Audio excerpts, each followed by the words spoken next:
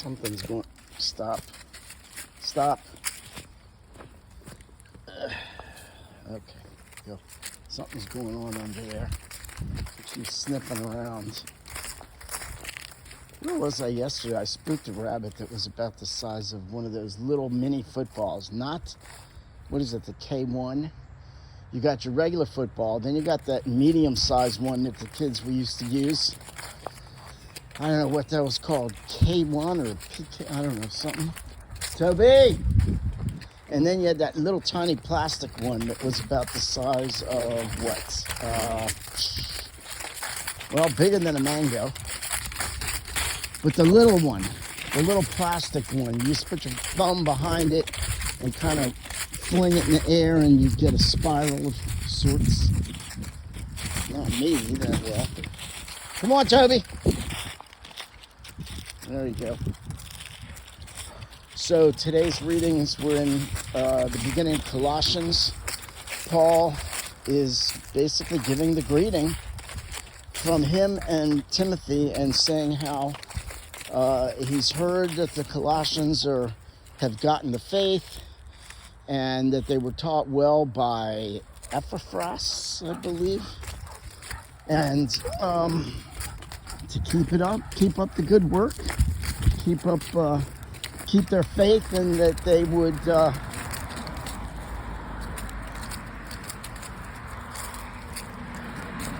don't know how, I want to say reap the rewards, but I don't really want to say it that way. That if they persevere, they'll obviously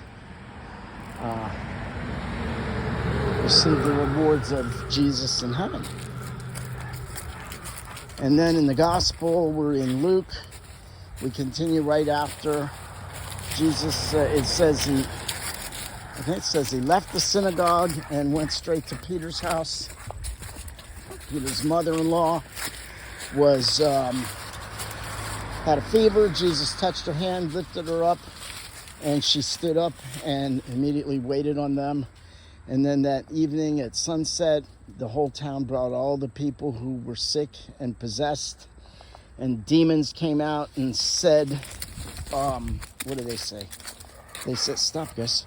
They didn't say stop, Gus. They said, you are the Son of God. So here we have in Luke chapter 4, already demons know exactly who Jesus is. And much, much later in his ministry, he'll be asking Peter and the apostles who the disciples say he is, and who they say he is, and who Peter says he is. Somebody brought up the point, I think it's Bishop Barron. What an odd thing to say. Who do people say I am?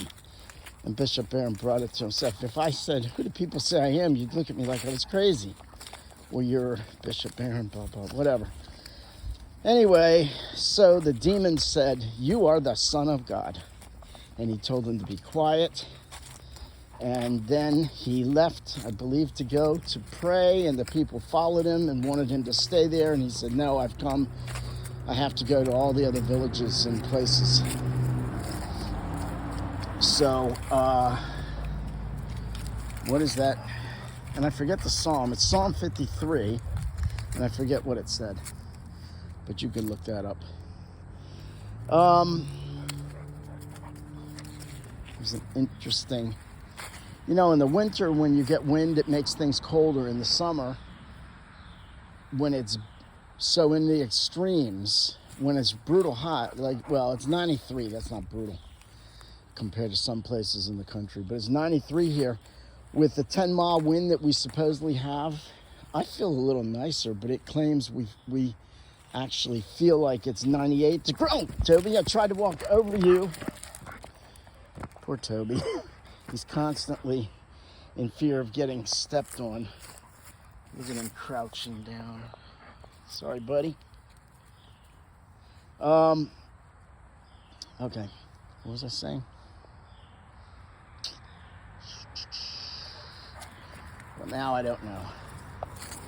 So anyway, no, there's still a bee's nest, and I'm still just a little gun shy. of that spot of the yard. So, what do we know? Oh, it's Psalm 53. And I don't remember what specific part of the psalm. So, Paul says to the Colossians, keep up the good work. So I guess the message today would be keep up the good work that you're doing. Keep reading your Bible, keep praying, keep spending quiet time so you can get away from the craziness that goes on in each society. It's not just today's.